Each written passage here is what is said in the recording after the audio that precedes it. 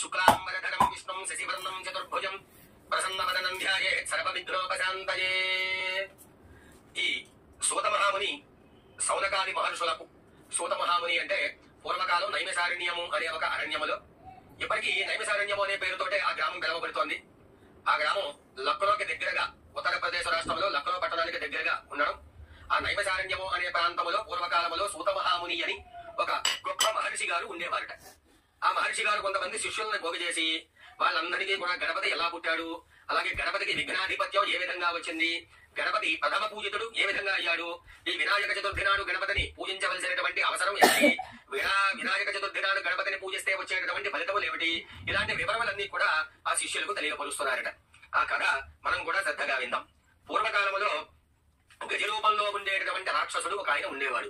గజరూపము అంటే ఏనుగు. ఆయనకి మన శరీరం అంతా కూడా మానవ శరీరం, తలకాయ మాత్రం ఏనుగు. ఆ ఏనుగు శిరస్సు, ఆ ఏనుగు శిరస్సు కలిగినటువంటి రాక్షసుడిని గజాసురుడు అని పిలిచేవారు. ఆ గజాసురుడు ఈశ్వరుడు గురించి ఘోరమైనటువంటి తపస్సు చేశాడట. తపస్సు చేయగా ఈశ్వరుడు ప్రత్యక్షమయ్యాడు. నాయనా గజాసుర, నీ తపస్సుకు మెచ్చి వచ్చాను, నీకు తోచినటువంటి వరం కోరుకోవయ్యా, ప్రసాదిస్తాను అని అడగగా ఆయన కోరుకున్నాడట, స్వామి నాకు పెద్దగా వరమలంటూ ఏమీ లేవు, నువ్వు కైలాస పర్వతాన్ని విడిచిపెట్టేసి ఒక ఆత్మలింగ రూపాన్ని ధరించి నీ యొక్క లింగం, ఆత్మలింగం నా కుక్షిలో ఉండేటట్లుగా వరం ఇయ్యవయ్యా అని వరం కోరాడట. అంటే ఆయన కడుపులో ఉండిపోవాలి, ఆ శివలింగ రూపంలో, ఆత్మలింగ రూపంలో ఈశ్వరుడు ఆయన కడుపులోనే ఉండిపోవాలి అని వరం పొందాడు. సరే, ఈయన బోళాశంకరుడు కారణం లేక తథాస్తు అని వరం ఇచ్చేశాడు. ఎప్పుడైతే తథాస్తు అన్నాడో ఈశ్వరుడు కాస్త ఆత్మలింగ రూపంలో ఆత్మలింగ రూపాన్ని ధరించడం, ఆయన కుక్షిలోకి వెళ్ళిపోవడం అన్ని జరిగాయి. ఇక పరమశివుడు లేనటువంటి కైలాస పర్వతాన్ని దేవతలు పూజించుకోలేకపోయారు. చాలా బాధపడ్డారు. బాధపడి విష్ణుమూర్తి దగ్గరికి వెళ్ళారు. మొత్తం పార్వతీదేవి, ప్రబల గణములు, ఈశ్వర పరివార దేవతలంతా కూడా విష్ణుమూర్తి దగ్గరికి వెళ్ళారు. ఆ పార్వతీదేవి పలుకుతోంది, ఓ నారాయణ ప్రభో, భస్మాసురుడి యొక్క బారి నుండి నా భర్తను కాపాడి ఇచ్చావు, ఇప్పుడు కూడా ఏదైనా ఒక ఉపాయం చేసి నా భర్త నా చెంతకు వచ్చేటట్లుగా చేయవయ్యా అని ప్రార్థించిందిట. ఆ ప్రార్థన మేరకు విష్ణుమూర్తి ఒక ఆలోచన చేశాడు.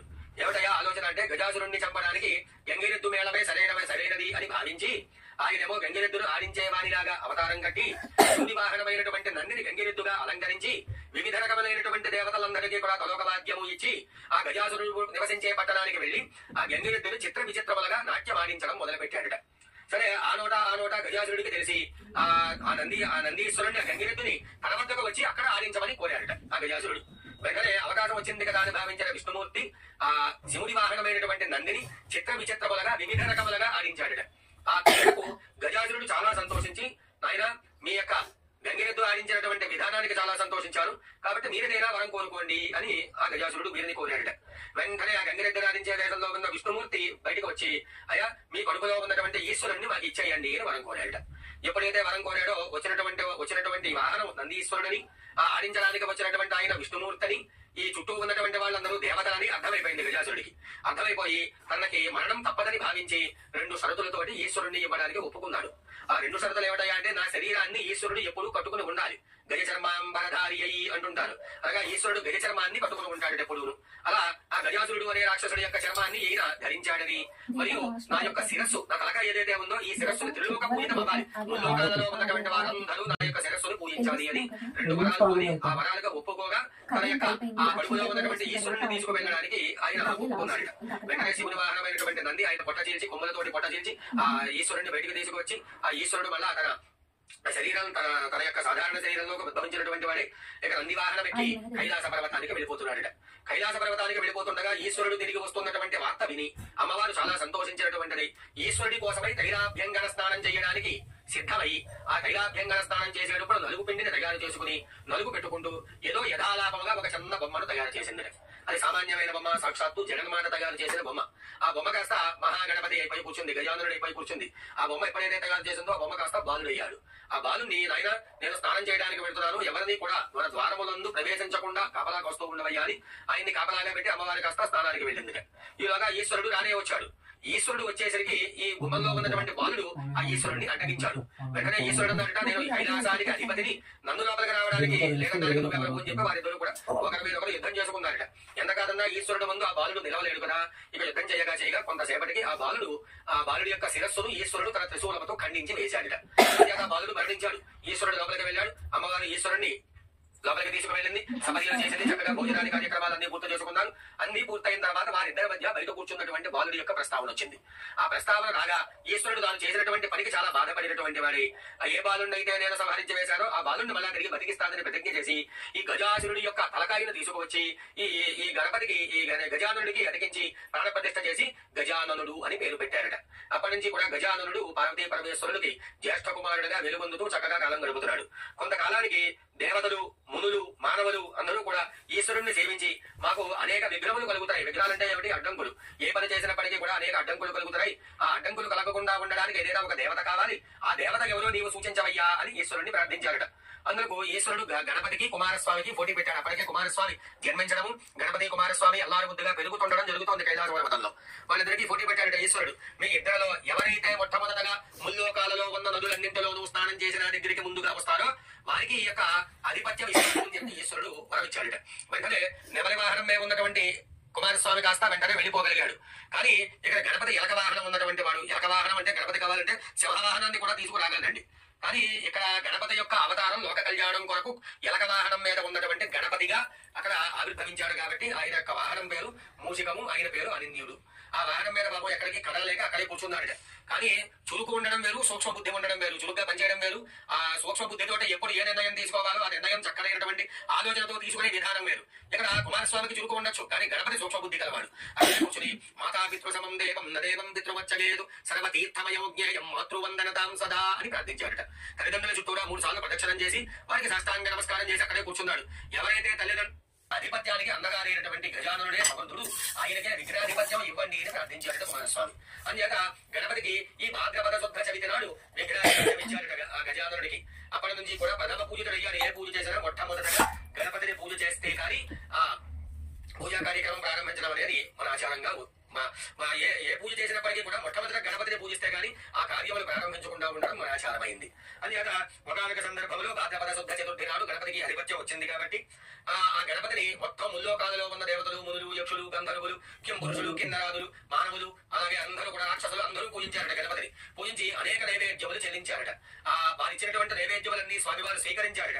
స్వీకరించి ఆ భుక్తాయాసముతోటి ఎక్కువగా ప్రసాదములు స్వీకరించినటువంటి భుక్తాయాసముతోటి సాయంకాల సమయంలో కైలాస పర్వతానికి వచ్చి తన తల్లిదండ్రులైనటువంటి పార్వతీ పరమేశ్వరులకు నమస్కారం చెయ్యబోగా ఆ పొట్ట భూమికి తగిలింది కానీ చేతులు తగలలేదు పాపం భుక్తాయాసం చేత.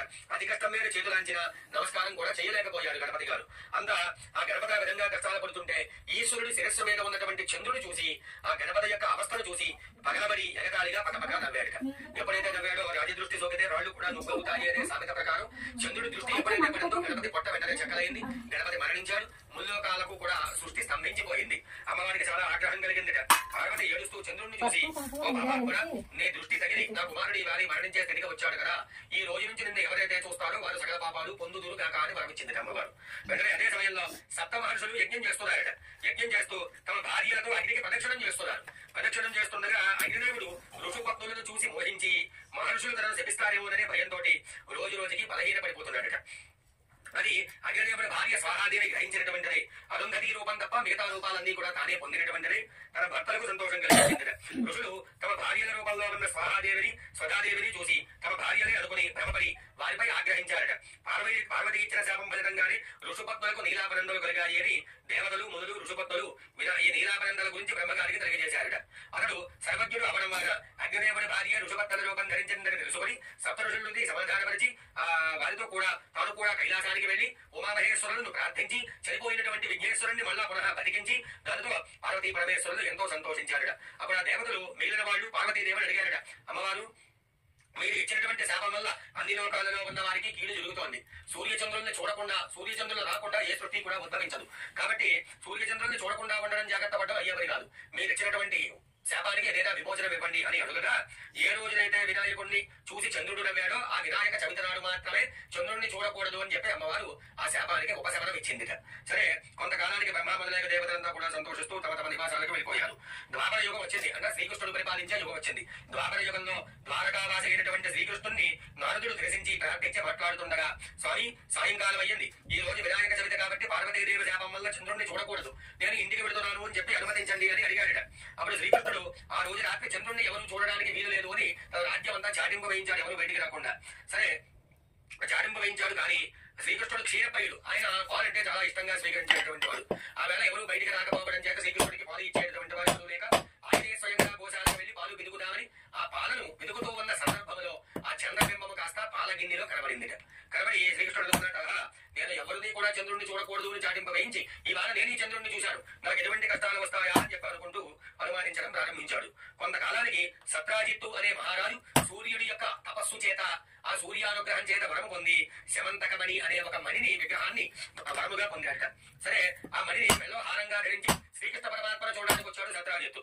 శ్రీకృష్ణుడు అతనికి మర్యాద చేసి ఆ మణి చాలా బాగుందని ఆ మణి తనకు కానుకగా ఇవ్వమని అడుగగా సత్రాజిత్ అన్నాడట, ఓ శ్రీకృష్ణుడా, ఇది రోజుకు 8 బారుల బంగారం ఇచ్చేటువంటి శమంతకమణి, అనగా దాదాపుగా ఒక 10 కేజీల బంగారాన్ని రోజు తప్పకుండా ఆయనకి ఇస్తూ ఉండేది.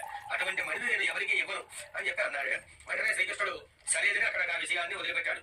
ఒక రోజు సత్రాజిత్తు తమ్ముడు ప్రసేనజిత్తు అనే ఆయన అన్నగారి దగ్గర నుంచి ఆ యొక్క శమంతకమణిని దొంగిలించి తన మెడలో ఖండానికి ఆభరణంగా ధరించి వేటాడేందుకు అడవికి వెళ్ళగా ఆ ఖండంలో ఉన్న మణి కాస్త ఏదైనా ఒక మాంస ఖండమేమో అనుకుని, ఒక మాంసం ముక్క అనుకుని ఒక సింహం ఆ సత్రాజిత్తు యొక్క తమ్ముడిని ప్రసేనజిత్తు అనేటటువంటి ఆయన్ని సంహరించి ఆ మణిని తీసుకెళ్లిపోయిందట. సరే, సింహం చేతిలో శమంతకమణి ఉండడం చూసి జాంబవంతుడు అనే భల్లూకరాజు సింహంతో యుద్ధం చేసి సింహాన్ని ఓడించి ఆ మణిని తాను స్వీకరించి తన కుమార్తె అయినటువంటి తన కుమార్తె అయినటువంటి జాంబవతీ దేవికి కానుకగా ఇచ్చాడట. ఆ జాంబవతీ దేవి ఆ యొక్క శమంతకమణిని ఆడవస్తువుగా ఆడుకుంటోంది. ఇక సత్రాజిత్తు అనే మహారాజు మాత్రం శ్రీకృష్ణుడు మీదే అనుమానపడ్డాడు. శ్రీకృష్ణుడు ఆ మణిని కానుకగా ఇవ్వమని అడిగితే నేను ఇవ్వనన్నానని, శ్రీకృష్ణుడే నా సోదరుణ్ణి సంహరించి ఆ శమంతకమణిని దొంగిలించాడు అని అపవాదు పుట్టించాడు. ఇది అందరూ నమ్మసాగారు. ఆ నోట శ్రీకృష్ణ పరమాత్మ దగ్గరికి వెళ్ళింది ఈ విషయం. వెళితే వచ్చినటువంటి కష్టాన్ని ఎలాగైనా తొలగించుకోవాలనే భావన చేత తన సైన్యాన్నంతా కూడా తీసుకువెళ్లి ఏమి జరిగిందో తెలుసుకుందామనుకున్నటువంటి వాడి అడవిలోకి ప్రవేశించాడట.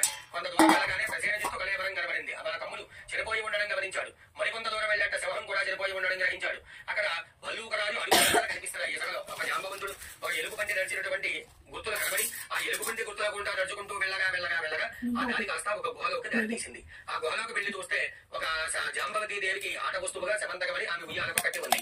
అటువంటి మణిని శ్రీకృష్ణ పరమాత్మ అందుకోగా వెంటనే పెద్ద హాహాకారములతో జాంబవంతుడు వచ్చి శ్రీకృష్ణుడితో యుద్ధం చేయడం మొదలు పెట్టాడట. వీరిద్దరూ 28 రోజులు యుద్ధం చేశారట. 28 రోజులు కలిసిపోకుండా యుద్ధం చేయగలిగినటువంటి వాడు కేవలం శ్రీరామచంద్రుడు మాత్రమే భావించి ఆ జాంబవంతుడు చాలా సంతోషించి, శ్రీరామ, రామావతారంలో నీవు చేసినటువంటి సహాయానికి జాంబవంతుడా వరం కోరుకోవయ్యా అని కోరగా నీతో యుద్ధం చేయాలంది అనేటటువంటి అజ్ఞానంతో కూడిన వరాన్ని పొందారు. ఈ యొక్క అవతారంలో తీర్చలేని మరొక అవతారంలో తీరుస్తానన్నావు. ఆ యొక్క వరాన్ని ఏ విధంగా తీర్చావా అని చెప్పి రామచంద్రమూర్తిని మనసులో తలుచుకుని ఆ శ్రీకృష్ణ పరమాత్మకు నమస్కారం చేసి తన ఇంట్లోకి తీసుకువెళ్లి అర్ఘ్యపార్ఘ్యాదులు ఇచ్చి కాళ్ళు కడిగి తన కుమార్తె అయినటువంటి జాంబవతీ దేవినిచ్చి వివాహం చేసి కట్నవుగా ఆ శమంతకమణి కానుకగా ఇచ్చి సాగరంపాడ. వెంటనే శ్రీకృష్ణ పరమాత్మ ద్వారకకు ఇచ్చేసి ఆ సత్రాజిత్తును పిలిపించి జరిగిందంతా చెప్పి ఆ శమంతకమణి అతనికి అప్పగించాడట. ఆ సత్రాజిత్తు జరిగిన దానికి పశ్చాత్తాపడినటువంటి పశ్చాత్తాపడి తన కుమార్తె అయినటువంటి సత్యభామాదేవిని కూడా ఇచ్చి వివాహం చేసి ఆ మణిని కూడా అతనికి అప్పగించేశాడట. అప్పుడు దేవతలంతా కూడా అడిగారు, శ్రీకృష్ణ పరమాత్మ, నువ్వు భగవంతుడి యొక్క అంశంలో పుట్టావు కాబట్టి నీకు వచ్చిన కష్టాన్ని రూపమాపుకోగలిగావు. మాలాంటి వారి సామాన్య పరిస్థితి ఏమిటయ్యా అడగగా, ఎవరైతే వినాయక చతుర్థనాడి మహాగణపతి వ్రతాన్ని శ్రద్ధగా చేసి ఈ శమంతకోపాఖ్యానం, గణపతి ఉత్పత్తి, గణేశాధిపత్యం, అలాగే గణపతి యొక్క పుట్టుక, ఈ వివరములతో కూడుకున్నటువంటి వ్రతకథను ఎవరైతే చదువుకొని ఆ అక్షతుల శిరస్సును ధరిస్తారో వారు కావాలని చంద్రుడిని చూడకూడదు. ఒకవేళ పొరపాటున చంద్రుడిని చూసినప్పటికీ కూడా ఎటువంటి దోషాలు వాళ్ళకి కలగకుండా సకల సౌభాగ్యములతో ఐశ్వర్యములతో వర్ధిల్లుతారు అని శ్రీకృష్ణ పరమాత్మ ఈ యొక్క శాపానికి ఉపశమనం చెప్పడం జరిగినది. అది నుంచి కూడా మానవులందరూ కూడా విడిచిపెట్టకుండా వినాయక వ్రతాన్ని, వినాయక చతుర్థనాలు చేసి మహాగణపతి యొక్క అనుగ్రహాన్ని పొంది వర్ధిల్లుతున్నారట. ఇది శ్రీ వినాయక వ్రత కల్పాయాం సమాప్తః.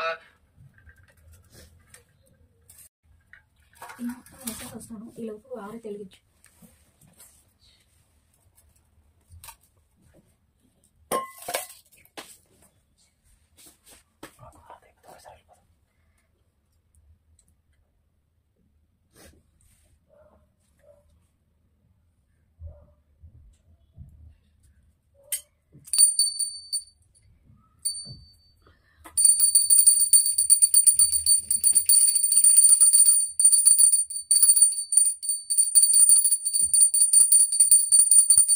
ఓం సుఖాయ నమః, ఓం ఏకదంతాయ నమః, ఓం కపిలాయ నమః, ఓం జయకర్ణికాయ నమః, ఓం లంబోదరాయ నమః, ఓం వికటాయ నమః, ఓం విఘ్నరాజాయ నమః, ఓం గణాధిపాయ నమః, ఓం ధూమ్రకేతవే నమః, ఓం గణాధ్యక్షాయ నమః, ఓం బాలచంద్రాయ నమః, ఓం గజాననాయ నమః, ఓం వక్రతుండాయ నమః, ఓం శూర్పకర్ణాయ నమః, ఓం హేరంబాయ నమః, ఓం స్కందపూర్వజాయ నమః. ఓం సుఖాయ నమః ఓం ఏకదంతాయ నమః ఓం కపిలాయ నమః ఓం గజకర్ణికాయ నమః ఓం లంబోదరాయ నమః ఓం వికటాయ నమః ఓం విఘ్నరాజాయ నమః ఓం గణాధిపాయ నమః ఓం ధూమ్రకేతవే నమః ఓం గణాధ్యక్షాయ నమః ఓం బాలచంద్రాయ నమః